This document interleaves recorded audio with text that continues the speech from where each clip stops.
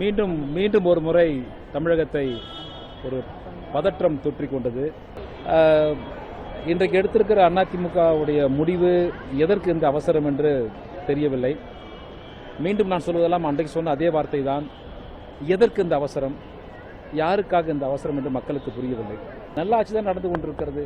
இன்றைக்கு பார்க்கிற போது கடற்கரையை குறிப்பாக எடுத்துக்கொண்டால் அம்மாவுடைய ஆன்மா அங்கே உறங்கிக் கொண்டிருக்கிறது. தொடர்ந்து சோதனை கரைக்கரைக்கே வந்து கொண்டிருக்கிறது. இன்றைக்கு நடந்த ஒரு இளைஞருடைய புரட்சி ஆகட்டும், அல்லது கடற்கரையில் இருந்த இன்றைக்கு ஒதுங்கி இருக்கிற கச்சா எண்ணெய் ஆகட்டும், அல்லது கடற்கரைக்கு போடப்பட்டிருக்கிற 144 ஆகட்டும், அல்லது அடித்த புயல் ஆகட்டும், இதெல்லாம் அம்மாவின் ஆன்மா ஏதோ தமிழகத்திற்கு சொல்ல வருகிறது. ஆனால் தமிழகத்தின் முதலமைச்சர் என்கிறது தமிழ்நாட்டு மக்களுடைய விருப்பம். அது தமிழ்நாட்டு மக்கள் முடிவெடுக்க வேண்டும். அவரை தேர்ந்தெடுக்கிற உரிமை சட்டமன்ற உறுப்பினர்களுக்கு இருந்தாலும் சட்டமன்ற உறுப்பினர் யாரை கேட்டிருக்க வேண்டும்? தனக்கு வாக்களித்த மக்களை அல்லவா கேட்டிருக்க வேண்டும். இன்றைக்கு அதிமுகவுடைய சட்டமன்ற உறுப்பினர், அது இன்க்ளூடிங் இன்றைக்கு முதலமைச்சராக இருக்கிற ஓபிஎஸ் உட்பட அவருக்கு வாக்களித்த மக்களை அவர் கேட்க வேண்டும். நான் இப்படி ஒருவரை தேர்ந்தெடுக்க போகிறேன், தேர்ந்தெடுக்கலாமா என்று கேட்க வேண்டும்.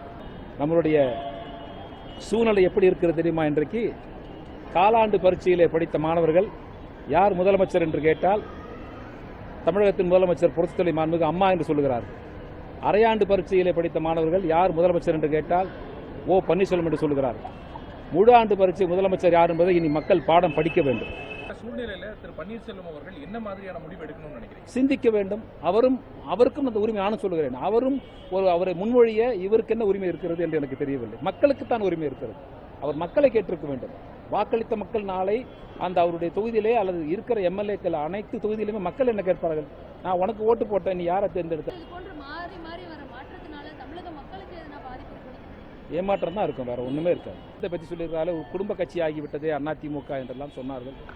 அதற்காக நான் தமிழ்நாட்டு மக்களிடம் தயவு கூர்ந்து என்னை மன்னியுங்கள் என்று அன்போடு கேட்கிறோம். என்றால் அதிமுக குடும்ப கட்சி அல்ல என்று என்னோடு ஒரே மேடையிலே ஓபிஎஸ் அவர்களும் பேசியிருக்கிறார். அவரும் தமிழ்நாட்டு மக்களிடம் மன்னிப்பு கேட்க வேண்டும். மேலும் செய்திகளை உடனுக்குடன் அறிந்து கொள்ள சற்று முன்னுடன் இணைந்திருங்கள்.